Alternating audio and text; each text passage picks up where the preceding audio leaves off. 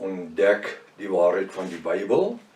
Die boek Spreuke deel 151. Ek is professor Hannes Redlinghuis van die Eerste Gemeente van Jaffa in Suid-Afrika, Pretoria, Montana, oop internasionaal. So jy belangstel in enige van die boeke te geskryf het. Ek dink spesifiek aan die boek Waarom 'n Vierde Afrikaanse Bybelvertaling. Vir enige iemand belangstel in die verskille tussen die 33 en die 83 Bybel, daar's 9000 skriftuurlike veranderings. Daar's 18 totale versweglatings. Daar's 'n magdom inligting daar. Daai boek kan enige dag 'n doktoraal werk wees in enige universiteit. Die inligting daarin is nagevorste inligting. Met 'n vol bibliografie. So ek sal voorstel, kry die boek as jy regtig belangstel om meer te weet oor Bybelvertalings en hersienings en die tipe goed, en waar die Katolieke Kerk die Bybels kon korrup maak het. Jy sal altyd sien, ons nommers is hier so bo, waar die kontaknommers is, so jy kan vir ons kontak. WhatsApp nommer 0722 367 124, gaan my webtuiste, nie www nie, https:// jaffa.co.za. As dit dalk die eerste keer is dat u na die reeks kyk, is verskriklik welkom. Ek wil net weer sê, ons het 24 nuwe kykers vir laas maand bygekry, so dit sê alles. Dit is amper 'n persoon 'n dag. So ons het 'n bietjie kort gekom. Maar dit is fenomenaal. En die Bybel sê daar's blydskap in die hemel as een siel hom tot Jaffa bekeer. So kom ons hou aan bid, kom ons hou aan saai, kom ons hou, en as ek saai, dan praat nie van geld saai nie, kom ons hou aan saai, die saad van die lewe, die woord. Die ouens wat saai in terme van finansies, hulle word geseën. Die ouens wat nie kan saai nie, word geseën. Die bidders word geseën. Almal word geseën. Elkeen is jou danigheid. As dit die eerste keer is dat jy na die reeks kyk, gaan jy reg na deel 1 begin voor. Iedereen is 'n magdom inligting gemis. Dit is baie belangrik dat jy moet inteken of subscribe. Dis gratis. Dat jy al die kennisgewings skryf van die ander studies waarmee ons besig is. Deel ook die kontak met die vriende en kennisse en familie. Dis lewensveranderend. Kom ons bid saam. Wat 'n voorreg is dit vanmôre, Vader Jaffa, om as Jaffiste bymekaar te kan wees, om U groot te maak, te aanbid, te loof en te prys, wat 'n wonderlike naweek wat verby is. Geleenthede wat ons gehad het om die woord te saai, met mense te deel en ook om 'n voorbeeld te wees vir ander. Ek wil nou so bid, salf die woord hierdie week, as dit U wil is, en ons lewe gesondheid spaar, maar vanoggend, laat vanoggend se woord vir ons spesiaal wees. Voed ons met die manna van die lewe en die lewende water. Gee vir ons ontvanklike sielste mensies en geestelike oor om te hoor wat U vir ons sê. Ons bid dit in die naam bo elke ander naam. Die naam Jaffa, die volk van Jaffa sê halleluja. Halleluja. Baie welkom by Ontbyt met Prof Hannes. Ek vertrou dat dit vanmôre vir u 'n groot blessing gaan wees. Ons is besig met die boek Spreuke, Spreuke 12, deel 12. Nou die woord sê, ou koning Salomo skryf, hy sê, die goddelose, so die goddelose, die onregverdige, die ongeredde. Hy wat Jaffa nie lief het nie, sy wat Jaffa nie lief het nie. Die goddelose, die een wat lewe by hulle eie begeertes, by hulle eie standaard, wat eintlik nie eers 'n standaard is nie. Die goddelose begeer die vangs van verkeerde dinge. Daar's 'n skrifgie wat sê, hulle lê en loer op die paaie van die regverdiges. En wie is die regverdiges? Die geseëndes, die gesaltes, die gunsgenote. Ons word ook genoem die regverdiges van Jaffa. Hulle loer op die paaie. Weet jy hoekom? Want hulle kan nie hanteer dat jy geseënd is nie. Hulle kan dit nie hanteer nie. Die goddelose begeer die vangs van verkeerde dinge. Hulle begeer dit om in sonde te lewe, om te steel en te verneek en dis hulle leefwyse. As hulle moet anders te wees, is hulle siek of iets makeer hulle. Maar hulle begeer die verkeerde goed in die lewe. Hoekom? Want Satan is hulle vader. Hy is hulle God, nie Elohim nie. Hy is hulle God. Hy lei hulle en hy bewaar hulle en hy seën hulle met sy skelmstreke en met die dood wat op hulle wag. Die goddelose begeer of verlang na die vangs van verkeerde dinge, maar die wortel van die regverdige lewer vrugte op. Die wortel is wat? Penwortel wat in die grond is. Die diepere boom se penwortel is, die moeiliker is om uit die grond uit te haal. Ons het nou die verlede week het ons 2 of 3 boontjies geskuif in ons tuin.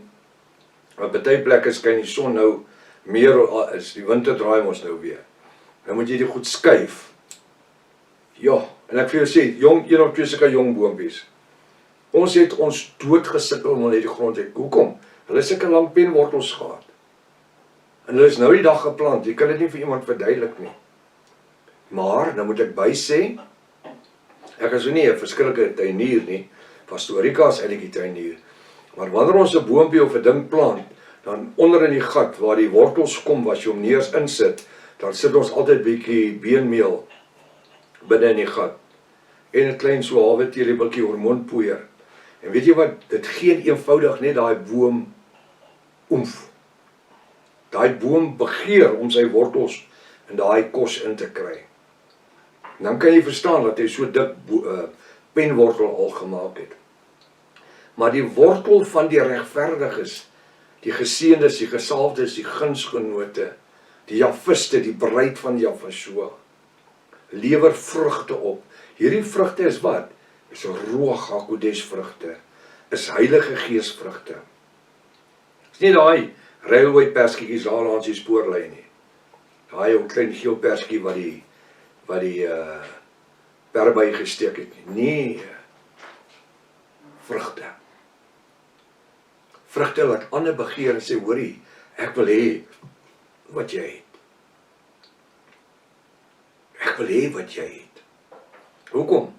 Want jy het iets om hulle aan te bied. Dit is pateties as ons op 'n plek kom in ons geestelike lewe waar ons nie vir 'n verlore gaande sondaar brood kan aanbied. En ek praat nie van brood soos in 'n breinbrood nie. Die brood van die ewige lewe.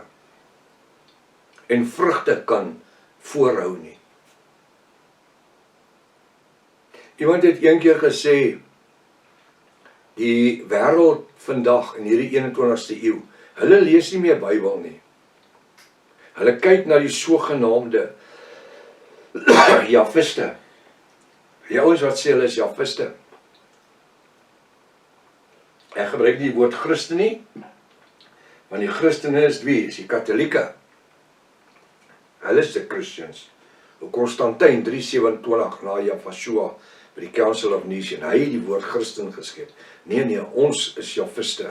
Ons is nie eens protestante nie, wel ek is nie, weet nie van u nie. Ek nie 'n protestant is nie. Want 'n protestant is maar 'n klein boetie van die Katolieke.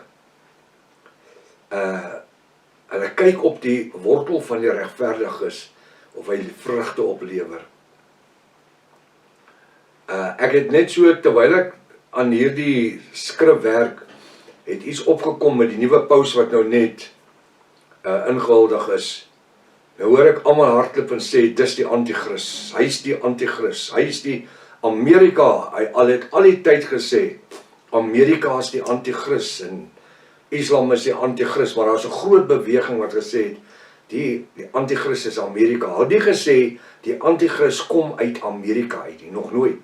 Hulle het gesê, Amerika is die antichrist. Hoekom? Want hulle die Statue of Liberty, die beeld, dan maak 'n beeld.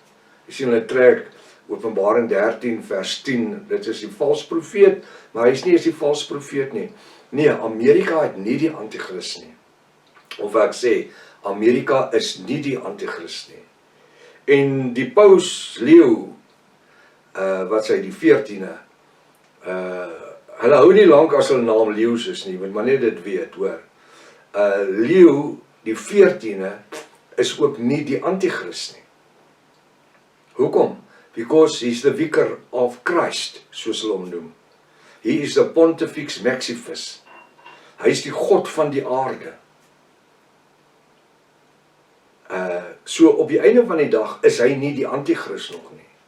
Hy gaan nie antichrist word. Hy is die God van die wêreld. Hy bring die wêreld godsdienste by mekaar uit. Nou ja, so hoor ek dat daar soveel van hierdie eindtyd predikers van dis nou die laaste een en dis nou die antichrist en weet jy wat, hulle het al vir die laaste 2000 jaar, wel van Constantijn af, wat die eerste paus was, van hom af, daar was dit die einde van alles, en steeds is dit niet, hier is ons. So ek wil tog sê, hou jou oog gefestig op Yahshua, die volëinder van jou geloof. Toets ook elke ding wat ek sê, by die woord. Weer 'n keer, kom ons vergeet van al hierdie internet drek wat daar is. En dis wat vrees in mense se lewens bring. Meer dan ooit is die internet. Kom ons waak daarteen. Ek sê moenie die internet gebruik nie, dis nie wat ek sê nie. Waak teen die snert wat daar is. Wat as waarheid verkondig word. En ek sê nou die dag vir Pastorika, jy weet, dis so moeilik om iemand by Yahshua uit te kry. Maar hulle gryp die snert net so. Maar soos 'n klomp piranha-visse, laat daar net iets in die water kom wat 'n druppel bloed het.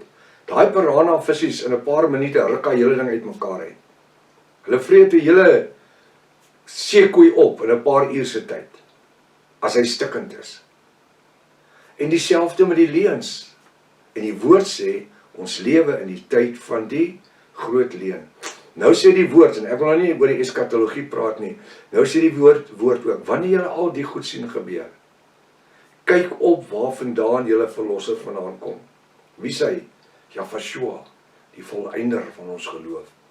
En onthou maar net, ten laastens, kyk maar na die verbonde wat gesluit word. Kyk na die verbonde. Ek het laasweek 2-3 mense gehad wat my goed gestuur en prof is, ek gaan nou die laaste verbond wees wat nou gesluit word. Daar is nog niks gesluit nie. So ek kan nie vir jou sê nie. Ons sal sien as dit gesluit word en wie sluit dit met wie en watter ooreenkomste moet bereik word. Nou die goddeloses begeer die vangs van die verkeerde dinge. Hulle wil die verkeerde inligting deursit. En die duiwel funksioneer op wat? Op vrees. Die meer die duiwel jou kan kry om te vrees, hy het jou. Hy het jou waar hy jou wil hê. Hy wil jou onder die juk van vrees plaas. Hoekom? Want vrees bring hartaanvalle. Vrees bring siektes. Maar die wortel van die regverdiges, die anker, die stabiliteit, die vrede, die heerlikheid, dit lewer vrugte op. Die woord sê, dit lewer vrugte op. En dit kom in deur die Ruach HaKodesh. En daarom vir ons as Jahwiste en bruid van Yahshua, is dit vir ons essensieel. Wat beteken? Uiters belangrik, om in die Ruach HaKodesh te lewe en te wandel. Nie 1 keer 'n week, 2 keer 'n week nie, elke dag van ons lewe. En nie net in die Ruach te wandel nie, om nougeset te wandel. Ek wil amper sê, jou oor moet gespits wees die hele tyd, dat jy sy stem kan hoor. Baie mense wil nie iets met die Ruach te doen hê nie. Hoekom? Want dit is 'n probleem vir hulle. Want as hulle in die Ruach wandel, dan kan hy nie doen, en sy kan nie doen wat hulle wil nie. Vers 13 sê, in die oortredinge van die lippe, van die wat? Van die mond. Wat sê die woord? Lewe en dood, lê waar? In my mond, tussen my lippe, op my tong. Wat bestuur 'n groot skip? Die radar agter. Daai klein stukkie yster, hy bestuur daai groot skip, net waarheen hy wil. So ek en u moet waak dat ons lippe gesalf is. En dat ons wortel in Jahweh standvastig is. Want my wortel gaan bepaal wat met my lippe gebeur. Tyd is ons gevang, tot môreoggend as Jahweh wil. Maranatha. Jahweh kom weer. Halleluja.